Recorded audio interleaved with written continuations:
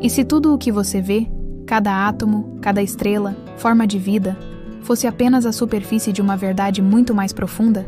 E se, ao contrário do que a ciência tradicional defende, a matéria não fosse a base da realidade, mas sim uma consequência de algo invisível, impalpável, porém infinitamente mais poderoso? A consciência? No início do século XX, o físico Max Planck, considerado o pai da teoria quântica, chocou o mundo ao afirmar: "Eu considero a consciência como fundamental, considero a matéria como derivada da consciência." Essa frase não veio de um místico ou de um guru espiritual. Veio de um dos maiores cientistas da história. E ela muda tudo. O que vem antes? O cérebro ou a mente? Você já se perguntou se os pensamentos surgem porque temos um cérebro? Ou se o cérebro é apenas um tradutor da consciência que já existe além dele? Esse questionamento, embora pareça filosófico, toca no coração de uma nova ciência, a ciência da consciência. Planck afirmava que a consciência não é um efeito secundário da atividade cerebral. Ela é o código-fonte da realidade. Assim como a luz precede a sombra, a consciência precederia a matéria. Imagine um videogame. As imagens na tela não existem por si só. Elas são geradas por um código invisível. Da mesma forma, o universo que percebemos pode ser apenas a interface gráfica de algo muito maior, um campo consciente universal. Então, pare para pensar. E se tudo for percepção? O que chamamos de realidade pode ser apenas a forma como a consciência organiza a informação que está disponível. Você acha que vê o mundo como ele é? Ou apenas como a sua mente permite perceber? Na física quântica, uma partícula pode estar em múltiplos estados ao mesmo tempo, até que seja observada. O simples ato de olhar colapsa essa probabilidade em uma única realidade. Mas quem ou o que é esse observador? Planck responderia: é a consciência. E isso nos leva a uma revelação desconcertante. A realidade existe porque há percepção. Ou seja, o universo precisa da consciência tanto quanto a consciência precisa do universo para se manifestar. Acho que agora você pode se perguntar: existe um eu fora do corpo? E se você não for o seu cérebro? Nem mesmo o seu corpo? E se houver um você maior, que está apenas com um foco de atenção temporário neste corpo? Como o Avatar. É por esta porta, aberta por Planck, que muitos entendem que ele se aproxima dos grandes mestres do Oriente. Estes são conceitos que podemos perceber também no Vedanta e no Tao. Todos falam sobre uma consciência una e universal, da qual cada ser é apenas uma onda momentânea. Talvez, por trás do nome que você carrega, da história que você conta, haja uma consciência silenciosa observando tudo. E ela se manifesta em todos nós. Na ciência dita antiga, falava-se do éter, como a substância invisível que preenchia o universo. Mas ele foi descartado. E agora, ironicamente, algo ainda mais sutil o substitui: a consciência. Mas vale nos questionarmos se ela é invisível, intangível, sem massa e sem forma. Como podemos prová-la? A resposta é simples e desconcertante: por meio da experiência. Você está consciente agora. E esse estado, essa presença silenciosa que tudo percebe, é a única certeza absoluta que você possui. Tudo o mais pode ser simulado, inventado, programado, mas sua consciência de estar aqui e agora é indiscutível. Veja que, seguindo essa lógica, veremos que a mente por trás do cosmos, e que muitos preferem chamar de Deus, se tudo que existe é energia em estados vibracionais diferentes, e se essa energia só ganha forma quando é percebida, o que existe antes da forma?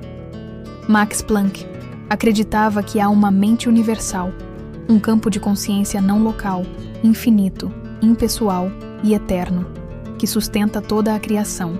Essa mente não é um Deus com barba sentado em um trono, mas sim um oceano silencioso e inteligente, do qual cada consciência individual seria uma gota. É a mesma ideia que inspirou Einstein, Jung, Rumi e tantos outros. O universo como uma expressão viva de algo que pensa. E que se pensa.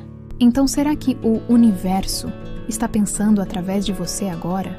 Talvez a pergunta não seja quem somos nós, mas quem está nos sonhando. Não é uma pergunta interessante?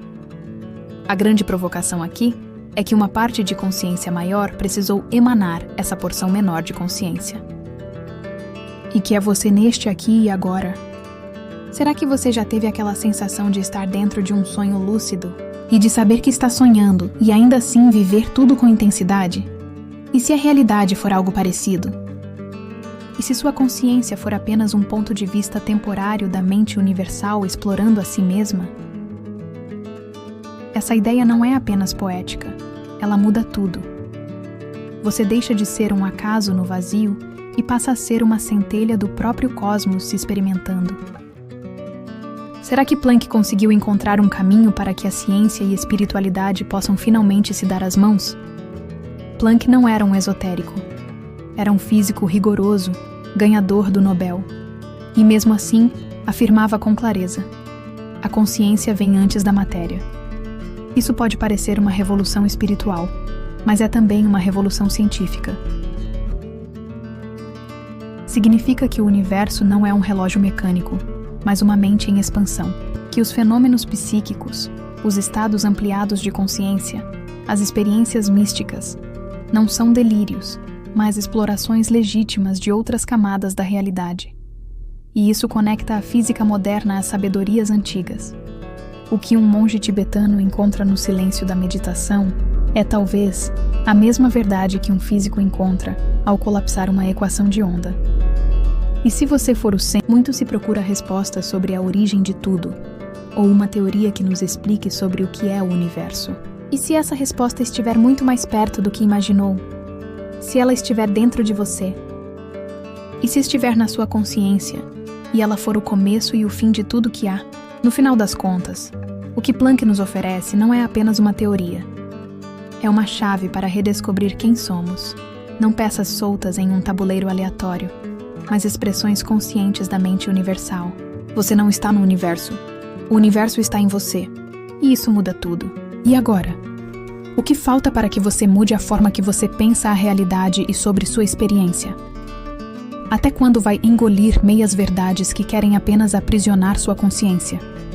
Não temos mais como fingir que não estamos percebendo que muitas das histórias que nos contaram só nos fizeram terceirizar o que é sagrado em nós, apagar o que há de real na nossa essência e demonizar aquilo que na realidade é a chama que nos habita, nossa consciência. Se a última fronteira da validação que esperava para começar a olhar para si mesmo fosse a ciência encontrar explicações, o que ainda falta agora?